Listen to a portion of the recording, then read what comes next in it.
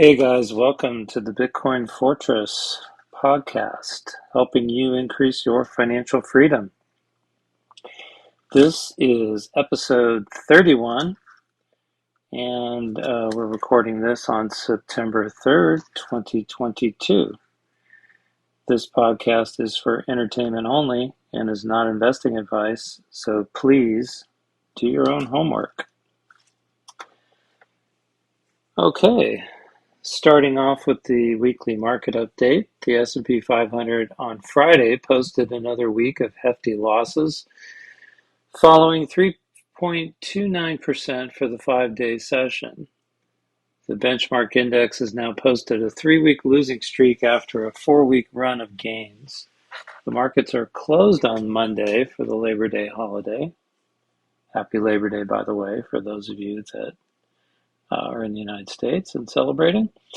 Muted investor sentiment carried on from last week after the U.S. Federal Reserve Chair at the Jackson Hole Symposium indicated that policymakers were committed to raising rates in order to combat inflation. A trend of good news is bad news trading also weighed on the S&P 500 as economic data released during the week supported the case for a hawkish Fed. Investors digested job openings data that exceeded consensus expectations. A retooled ADP report that showed less than expected jobs were added in August, jobless claims figures, a stronger than expected ISM manufacturing PMI readout, and an unexpected increase in the unemployment rate.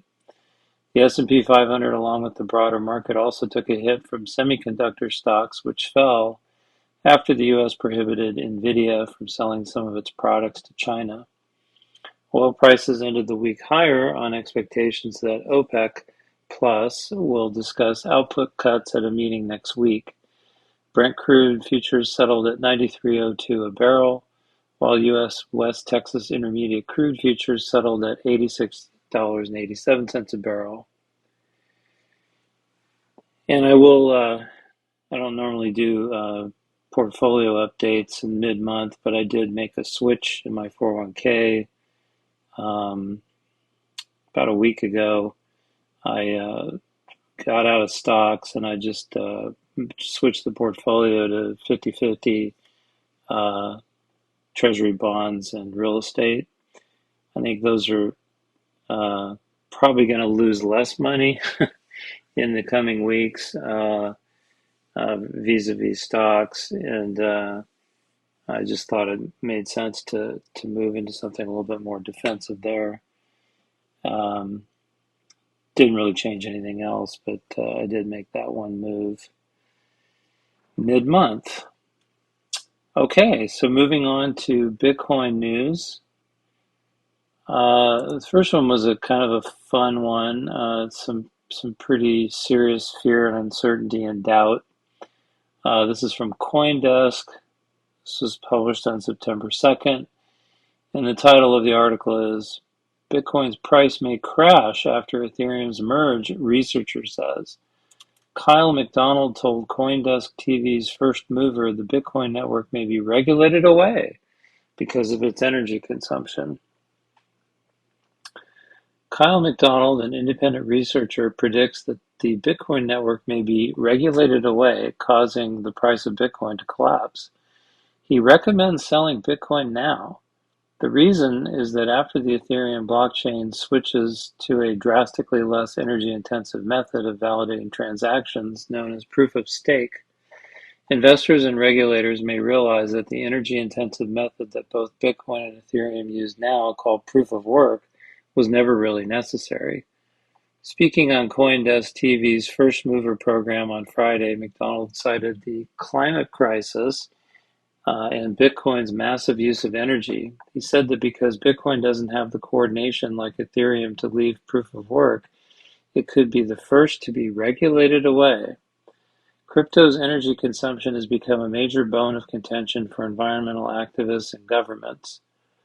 And McDonald said Bitcoin will never see $69,000 again. The cryptocurrency traded close to that mark last November. Ethereum's switch, a software update called the Merge, is expected to happen this month, And one expected benefit is that not as many computers will be required to keep the blockchain going. To track Ethereum's energy movement, McDonald created the Ethereum Emissions Tracker, which takes a bottom-up approach that doesn't factor in Ethereum's price or the price of electricity, according to McDonald's website. I'm starting with the hash rate, then looking at the hardware and making a technical argument for how much electricity must be used, he said. One risk, however, relates to non-fungible tokens, McDonald said. That is, there's a good chance some miners are going to switch to proof of work temporarily after the merge happens. If the miners do in fact switch, there could be duplicates of NFTs for a short period of time on another chain, he said. If that were to happen, it could potentially even dilute their values. But OpenSea, the world's largest NFT marketplace, said it would support only the proof of stake chain and added that it had been preparing for the transition in order to make sure the process runs smoothly. Well, lots of bold predictions in here. I guess we'll see what happens.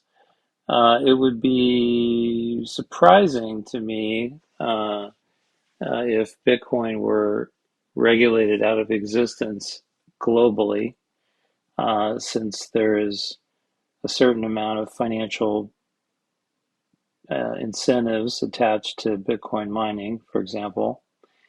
And we already know, and we've talked about this before, that Bitcoin mining is a great way to make alternative energy capture more financially viable. Let's just say, burning, for example, gas that's being flared in oil fields. Capturing that, using that to generate power to mine Bitcoin would actually reduce its emissions. And you could build, huge amounts of uh, hydropower or um, solar or wind in remote locations that are nowhere near where people are. And these could be financially viable with Bitcoin mining attached to it. So um, the climate crisis, the ESG movement, all of this stuff. I think a lot of it is politically motivated. I mean, yeah, the climate is changing, but is the government really going to change the weather, with their new laws or whatever? Um, I don't know if I believe that.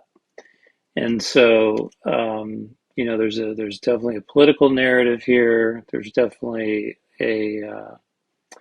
Ethereum is really a centralized network, and it's going to become even more centralized through proof of stake because the validators of the network are going to be whoever has the most coins. Like I think you have to have a minimum of 30 Ethereum to become a validator in the proof of stake. And so um, the centralization then allows the people that control the network to change the rules. And that's one of the advantages of Bitcoin is nobody controls the network. And so nobody can change the rules. And so you know that there's always going to be 21 million coins and that every block's going to get written um, roughly every 10 minutes. And transactions are just going to continue to get processed. So um, we'll see what happens after the merge, but I don't think it's realistic to assume that there's going to be some kind of global, ban on Bitcoin. And frankly, you can't ban something that's decentralized. That's the bottom line. So uh, good luck with that is all I can say. Uh, More news in the FUD department. Of course, Michael Saylor, who's a big proponent of Bitcoin, uh, recently stepped down as the chairman of the board of MicroStrategy, but still owns shares in the company. Um, was accused of evading $25 million in taxes by the D.C. Attorney General. So the District of Columbia Attorney General Carl Racine accused MicroStrategy co-founder and executive chairman Michael Saylor of evading $25 million in district taxes in a lawsuit filed Wednesday. The lawsuit also names MicroStrategy as a defendant. Racine alleges the company conspired to help Saylor evade the taxes. The AG's office said it's seeking to recover a total sum of over $100 million in unpaid taxes and penalties. Shares of MicroStrategy were down more than 6% Wednesday afternoon on the news. Saylor, who oversaw the company's push into Bitcoin, stepped down as CEO earlier this month. Under his leadership, MicroStrategy spent close to $4 billion acquiring Bitcoin at an average price of $30,700. And he has said that he considers the company's stock a sort of Bitcoin ETF. Saylor allegedly claimed to reside in Virginia or Florida, which have lower or no personal income tax rates, while actually living in several different homes around D.C., including a penthouse apartment in the Georgetown neighborhood, or on his yacht on the Georgetown waterfront or Potomac River when the apartment was undergoing renovations, according to the lawsuit. The suit includes several screenshots of posts that appear to be from Saylor's Facebook page dating back several years and referencing the view from his Georgetown balcony and discussing his home while tagging Washington, D.C. MicroStrategy allegedly had detailed information confirming that Saylor was in fact a D.C. resident, according to a press release, but it chose to withhold that information. In a statement, MicroStrategy said, "The case is a personal tax matter involving Mr. Saylor. The company was not responsible for his day-to-day affairs and did not oversee his individual tax responsibilities, nor did the company conspire with Mr. Saylor in the discharge of his personal tax responsibilities. The District of Columbia's claims against the company are false, and we will defend aggressively against this overreach." Around 2014, the AG's office claims in the lawsuit MicroStrategy's then chief financial officer confronted Saylor about his alleged tax evasion being a potential liability for the company. Saylor and MicroStrategy ended up reaching an agreement where Saylor's salary would be reduced to a nominal $1, the lawsuit claims, in order to reduce the risk authorities would discover the alleged scheme. Still, the AG alleges Saylor continued to benefit from fringe benefits with a high cash value, such as use of the company plane. "A decade ago, I bought a historic house in Miami Beach and moved my home there from Virginia," Saylor said in a statement. "Although MicroStrategy is based in Virginia, Florida is where I live, vote, and have reported for jury duty, and it is at the center of my personal and family life. I respectfully disagree with the position of the District of Columbia and look forward to a fair resolution in the courts." The suit is the first to be brought under a recently passed law called the False Claims Act, according to Racine's office. The district law incentivizes whistleblowers to report tax fraud and allows the court to impose penalties up to 3 times the amount of the evaded taxes, according to the AG's office. The district suit follows a separate complaint filed by whistleblowers against Saylor in April 2021, accusing him of failing to pay income taxes from 2014 through 2020. The complaint was filed under the seal, but made public on Wednesday. The AG's office said it independently investigated the whistleblower case and found MicroStrategy had filed inaccurate W-2s with his Florida-based address and had failed to withhold taxes allegedly owed to the district. The new lawsuit alleges Saylor failed to pay income tax he owed to the district starting in 2005. And I should have mentioned this is from CNBC, and this was dated August 31st. So, uh, you know, very interesting that this comes up. Um, and obviously, Michael Saylor, a big proponent of Bitcoin. So, I guess we'll see whether or not he's actually a Florida resident or not. Sounds to me like the government is trying to drag him into something that may not be on the up and up. The new law certainly seems a bit overreaching and definitely need to be careful with the tax authorities and pay your taxes. And if you don't like where you live, then you move somewhere else. But you need to stay in the state that you're a resident in and make sure that you're, you know, covered. You can't be spending a bunch of time somewhere else and saying that you're still a resident of the state that has no personal income taxes. So we'll see what the facts are on that one, but it's very interesting. A lot of people will be following that, and hopefully he's right, and he can prove that he's a resident of Florida, and these folks in DC can take a hike. We'll see. And then the next thing I was going to cover was just something I found that was kind of interesting. Is just sort of almost like a Q&A about whether Bitcoin transactions are anonymous and traceable. And I got this from Cointelegraph. So the first question here is, can you trace a Bitcoin transaction? Through blockchain explorers, one can easily track Bitcoin transactions, but it is becoming increasingly difficult to conduct Bitcoin transactions anonymously. It is certainly possible to trace a Bitcoin transaction. Bitcoin explorers allow you to map activity on the Bitcoin blockchain. Thanks to this transparency, transactions are traceable, and you can think of the blockchain as a kind of open database full of Bitcoin transactions. Other cryptocurrencies like Ether and Solana also have their own blockchain explorers called Etherscan and Solscan. In all these explorers, you can find information about the transactions on the blockchain, such as how much crypto was sent and which addresses were involved in the transaction. Despite the transparency of the blockchain, many people think that you can still make Bitcoin transactions anonymously. However, more and more countries are implementing Know Your Customer rules, which requires you to reveal your identity on centralized trading platforms. By disclosing your identity, it becomes a lot easier for the government to discover what transactions you've carried out and to see what is in your Bitcoin wallet. To be able to trade on a central exchange, personal data will have to be supplied to the exchange. Bitcoin addresses can therefore be linked to personal data. Since the data of previous Bitcoin transactions is not deleted, it is always possible to view past transactions. What makes Bitcoin traceable?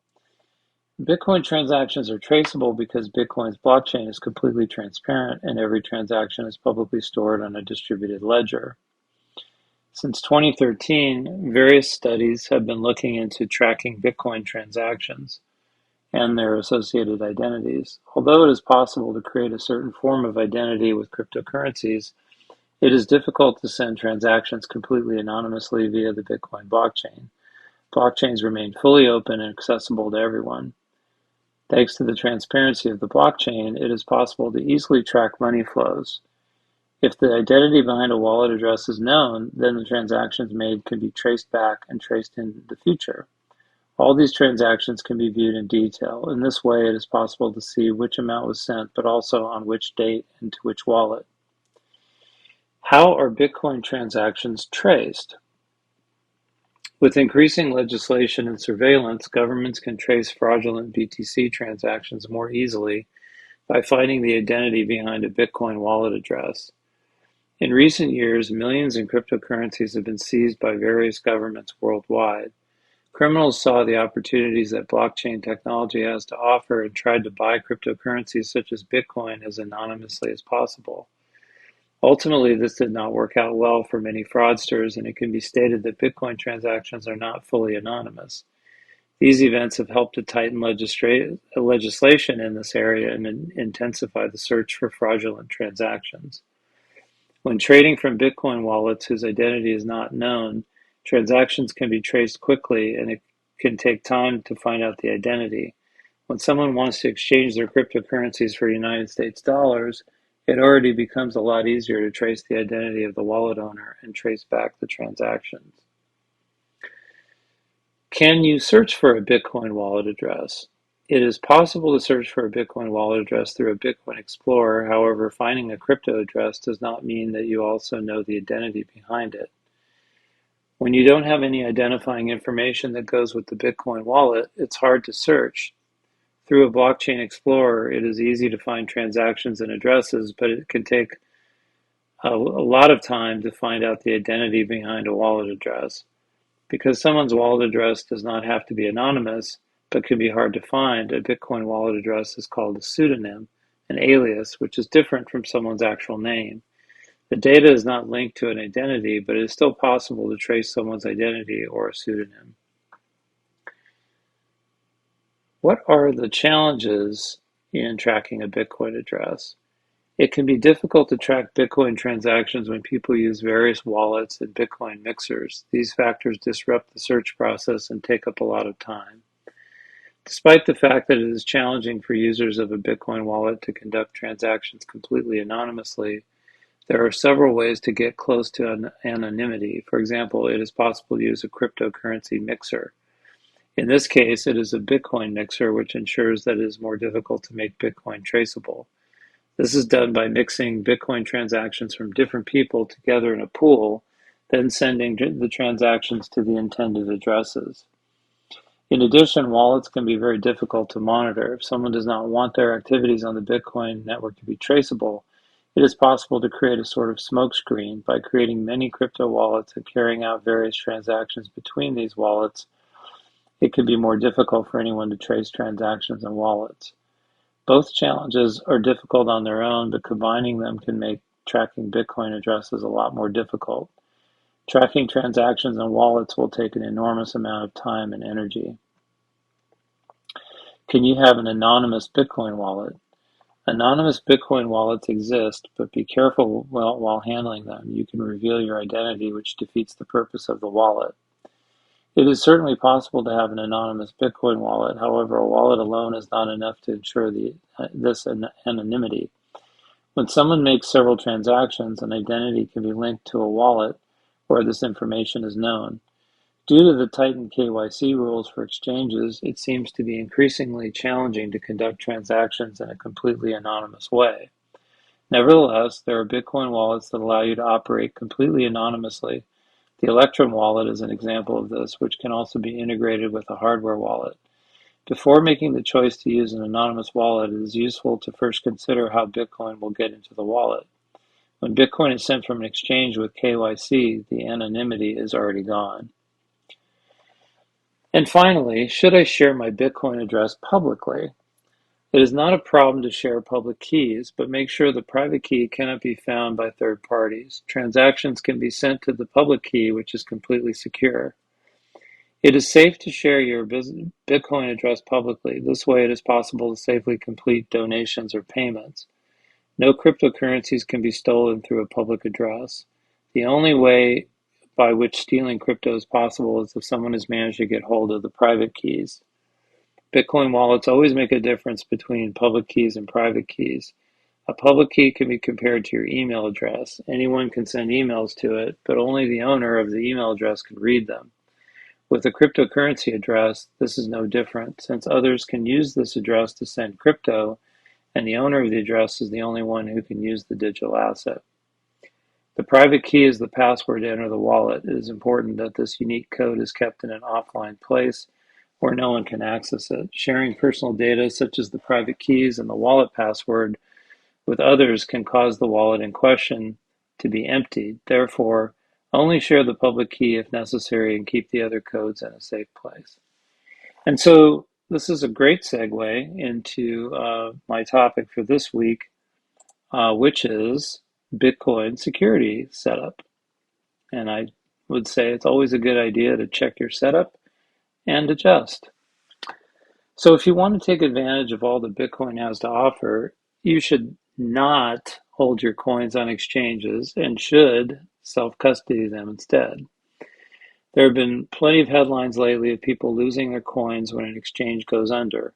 Some of these exchanges who paid a tiny rate of interest to depositors ended up pledging the deposited Bitcoin as collateral to loans gone bad, wiping out both the exchange and the depositors in the process. Even exchanges who don't blatantly do this, like Coinbase, still warn in their SEC filings that the coins held on the exchange could be taken by someone with a higher priority in the event of bankruptcy. depositors could end up last in line as general unsecured creditors. And here's an excerpt from Coinbase's recent quarterly report in their risk factors. Moreover, because custodially held crypto assets may be considered to be the property of a bankruptcy estate, in the event of a bankruptcy, the crypto assets we hold in custody on behalf of our customers could be subject to bankruptcy proceedings, and such customers could be treated as our general unsecured creditors. This may result in customers finding our custodial services more risky and less attractive, and any failure to increase our customer base, discontinuation or reduction in use of our platform and products by existing customers as a result could adversely impact our business operating results and financial condition. The Bitcoin saying, "Not your keys, not your coins," continues to ring true. Once making the decision to self-custody, however, you get transported into a whole new world that many of us are not prepared for, since we are so used to having other trusted third parties hold our financial assets, including banks, stock brokerages, investment managers, etc. About the only financial assets we typically self-custody is cash and maybe some gold and silver coins. Making the decision to self-custody Bitcoin is the ultimate form of self-sovereignty and also truly taking full responsibility for your finances. Once you've made the decision to self-custody, however, that's only the beginning of the learning journey. I wanted to dedicate some time to some different considerations and different options available to self-custody that I've tried and I've found useful without being overly complicated. So first we'll just talk about the basic single signature setup. For a basic single signature setup, you can purchase one hardware wallet. I actually like the term signing device better since it more clearly describes its function. Your coins are not actually stored on the device, they're on the Bitcoin blockchain, and the device just allows you to sign transactions, prove you own the coins, and move the coins around to different wallets using a combination of your public and private keys. I've used Trezor, you can purchase that directly from them online, and Ledger, which I bought on Amazon, hardware wallets. You do need to be sure you receive original sealed packaging from the manufacturer and never use a previously used device, just for safety. Both devices are pretty easy to use and require connecting to your computer through a USB connection and downloading an app to your computer to interact with your coins. The basic setup includes choosing a passcode for the device and generating a seed phrase or private key of 12 to 24 random words. The device and the app together pretty much walk you through the process step by step. I've also heard that Coldcard is a good signing device and has some advantages to the others in that it does not directly connect to your computer.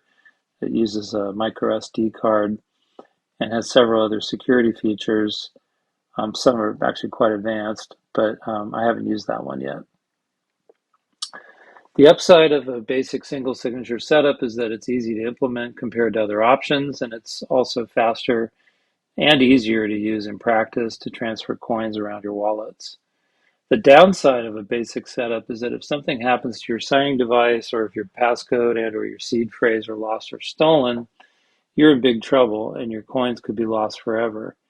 You can take some precautions like making a metal seed plate with your seed phrase on it and storing that in a location separate from your signing device. And you can also create a second backup of your seed phrase on paper and also store that safely in a separate location. If your device were to fail, you could get a new device, set up a new wallet, and recover your Bitcoin using your seed phrase. But that's a hassle, and having a backup doesn't protect you from a thief who somehow gets access to your credentials. Now we'll talk about multi-signature setup. So another option is to use more than one key to sign your Bitcoin transactions. There are many ways of doing this, using different wallets that support multi-signature.